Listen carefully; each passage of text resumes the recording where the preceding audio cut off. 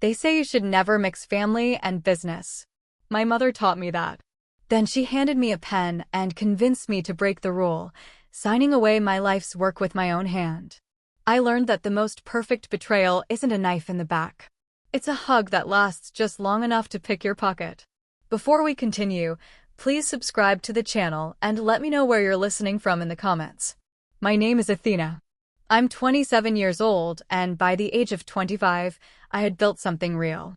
My company was called Solara, a clean beauty brand I started from my college dorm room. It wasn't just a business, it was my voice.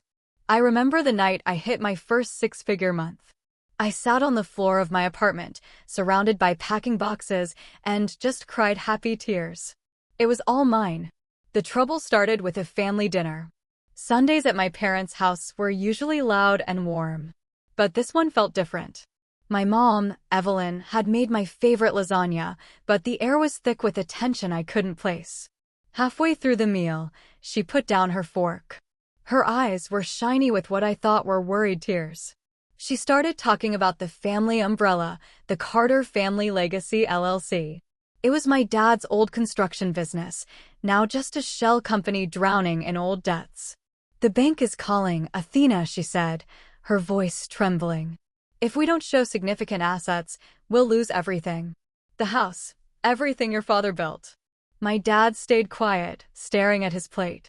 My younger sister, Chloe, just looked uncomfortable. Then my mom reached over and held my hand. "If we fold Solara under the family LLC," she said, her voice dropping to a hopeful whisper, "we can consolidate. The taxes alone would save both businesses. You help us stay afloat, and we protect you. It's what family does." Every cell in my body tightened. My best friend, a lawyer named Jess, had warned me about this exact scenario. "You lose control, Athena. You become a minority in your own empire." But looking at my mom's pleading face, hearing the word family over and over, the guilt was a physical weight. How could I say no when she framed it as our salvation? So, I ignored the screaming in my gut. I told myself I was being strategic, a team player. I signed the papers. The first few months were fine. Then, the requests started. "Sweetie, I need to be added to the banking portal for bookkeeping. The LLC accountant needs the login for your Shopify store, just for the tax filing." Each ask was so reasonable, so mundane. I was drowning in the day-to-day work of growing Solara, product development, influencer campaigns, customer service. Letting Mom handle the boring financial stuff felt like a relief. I was the creator, she was the manager. A perfect partnership. But I started to feel sidelined in my own company. Small decisions were made without me. A promotional budget was cut. A vendor payment was accidentally delayed. When I asked questions, my mom would sigh. "Athena, you have to trust the process. We're streamlining." She made me feel like I was being emotional, difficult. The end came on a Tuesday. I tried to log into Solara's social media accounts to post a new product launch. All passwords were changed. My heart stopped. I tried the main business email. Locked out. A cold, sharp fear shot through me. I drove to my studio, my hands shaking on the wheel. There was a courier waiting at the door with a thick, legal envelope. My hands trembled as I tore it open. The words blurred, then sharpened into terrifying clarity, "Notice of asset sale." The Carter Family Legacy LLC had sold all Solara assets, trademarks, formulas, inventory, customer list, to a corporate giant, Astra Beauty. My phone rang. It was my mother. Her voice was calm, flat, utterly foreign. "Athena, listen. The debts were too much. This was the only way to save the family from total ruin. Astra made a generous offer. The family comes first. You'll understand one day." She hung up. I stood there, holding the papers that legally erased my dream, in the hallway of the studio I could no longer enter. The silence was deafening. My own mother had not just overlooked me. She had orchestrated my erasure. And she did it with the keys I gave her.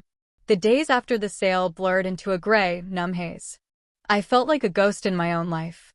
My lawyer friend Jess confirmed my worst fear. The paperwork was ironclad. I had signed everything. What my mother did was cruel, but it was legal. That word became a prison sentence. My family was a closed door. My father left me one awkward voicemail saying he was so sorry how things turned out.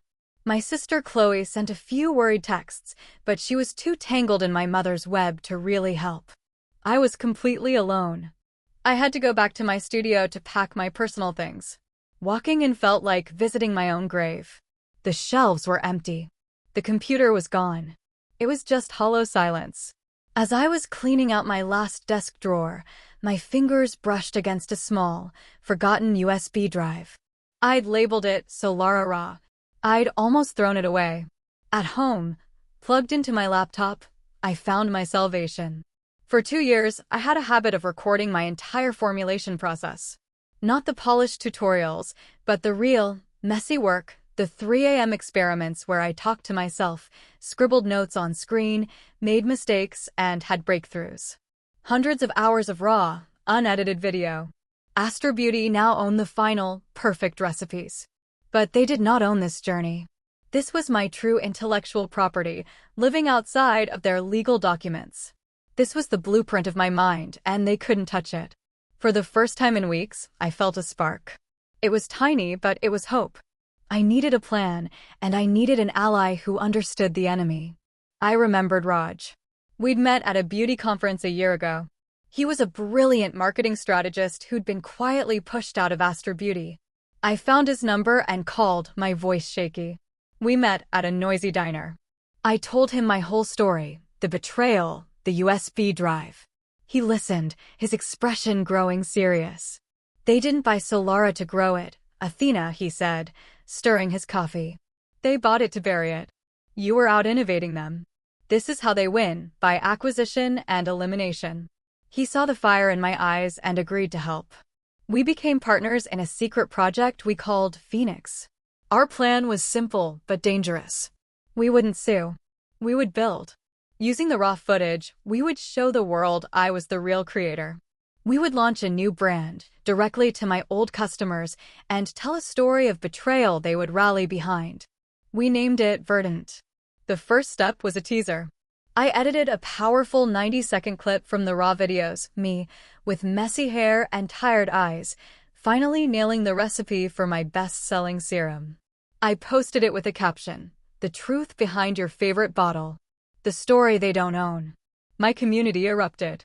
Comments flooded in. "We're with you. This is your work." The video spread. I felt a surge of power I thought I'd lost. The reaction was swift. My mother called, her voice sharp with panic. "Take it down. You're violating the non-compete. You'll be ruined." Then an email arrived on fancy letterhead. An invitation to a confidential discussion with Marcus Thorne, the CEO of Astor Beauty. I walked into his towering office building feeling small, but I carried my phone in my pocket recording. His office was all cold glass and expensive art. Marcus Thorne was a man who smiled with his teeth but not his eyes. He offered me a seat and a deal. "Astor Beauty is prepared to offer you a generous settlement," he said, sliding a paper across the desk. A number with a lot of zeros. "In exchange, you cease all Verdant activity and sign a lifetime non-disclosure agreement. You can walk away and start over in another field. Perhaps catering." I pushed the paper back. Solara was my life. "I'm not walking away." His polite mask slipped for just a second. Then he gave a slow, chilling smile. "You have your mother's stubbornness. And her knack for deals." He leaned forward. "Did she ever tell you about our special arrangement?" The purchase price for Solara was quite generous. A portion was, let's say, redirected. A consulting fee, wired to a private account only she controls. The family debt was a useful story to motivate you. The air left the room. My blood turned to ice. It wasn't just betrayal. It was a partnership. She hadn't saved the family. She had sold me out and taken a secret cut for herself. Marcus Thorne leaned back, watching my world shatter. "So, you see, legal action from you would be complicated. You'd be exposing your own mother to felony fraud charges." He stood up, ending the meeting. "Think about our offer, Miss Carter. You have 48 hours. After that, we bury you and your little USB drive for good." I walked out into the bright sunlight, my entire body trembling. I had the truth. But the truth could now destroy my mother and send her to jail. The clock was ticking, and my weapon had just become a live grenade in my hand. I sat in my car outside Marcus Thorne's tower for a long time, my hands frozen on the steering wheel. I had a choice. I could take his dirty money and disappear, letting my mother get away with it. Or I could burn everything down, starting with her. But revenge isn't about starting a fire everyone gets trapped in. It's about controlled demolition. I wanted my life back, not a life defined by their corruption. I drove to my parents' house one last time. It was my father who answered. His face fell when he saw me. "Athena, please, not more fighting." "I'm not here to fight, Dad. I'm here to end this. Get Mom. And Chloe. Now." We sat in the living room where this all started. My mother's face was a mask of defensive anger. "If you're here about that video," my lawyer said. "I'm here about your private bank account, Mom. The one Marcus Thorne set up for you with his consulting fee. The one where you hid your cut for selling me out." The color drained from her face. My sister gasped. My father looked utterly lost. "Evelyn? What is she talking about?" I played the audio from my meeting with Thorne. His smug voice filled the room. A portion was, let's say, redirected, a private account only she controls. The sound of her own secret deal broke her. The mask shattered. My father stood up, his voice trembling with a rage I'd never heard. "You did what? You lied about the debt? You profited from destroying our daughter." The family facade cracked open for good. In that chaos, I laid out my terms. My voice was calm, final. "You will call Marcus Thorne. You will tell him you are returning every cent of his fee directly to me as restitution.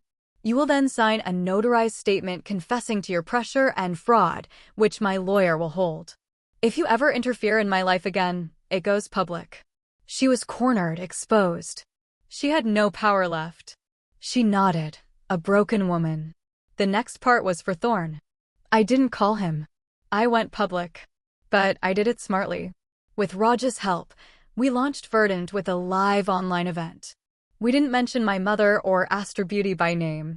We simply told a story of creation, betrayal, and rebirth. I showed my raw, unedited videos, the real work. I announced that Verdant was fully independent, self-funded, and owned solely by me. Then I looked into the camera and said, to the corporation that tried to buy my silence, "Your offer is declined. My voice isn't for sale. My integrity isn't a line item. We're building something you can't acquire, the truth." The launch was a tidal wave. My original customers came back, bringing friends. The story was irresistible. The young founder betrayed, fighting back with pure grit. The media picked it up. David versus Goliath in the beauty world. Marcus Thorne's legal threat never came. My mother returning the money removed his leverage. Suing me now would only draw more attention to his shady deal-making. He had to stand back and watch us succeed. A month later, I was in my new Verdant office. The space was bright, filled with plants and the hum of a team that believed in the mission. My phone buzzed. It was a bank alert. The final transfer from my mother's secret account had cleared. It was a significant sum. It wasn't about the money. It was the principle. I used that money to set up a grant fund for other young female entrepreneurs to get legal advice before signing any contract. I called it the Clear Eyes Fund. My revenge wasn't about making them poor. It was about building something good from their bad. My family is gone. Some bridges, once burned, can't be crossed again. But I have a new family, my loyal team, my supportive community, and Raj, who became my partner in every sense of the word. The final revenge? It's my happiness. It's my success, built on my own terms, with my integrity intact. They tried to make me a victim. Instead, they made me a fortress. Every time an order for Verdant ships, every time the grant fund helps a woman protect her dream, I win. And I sleep peacefully, knowing I never had to become a monster to defeat mine. Thanks for listening to my story. If you rooted for a comeback built on brains and heart, not just anger, hit that like button and subscribe. Your support helps us find more stories of quiet strength and spectacular turnarounds.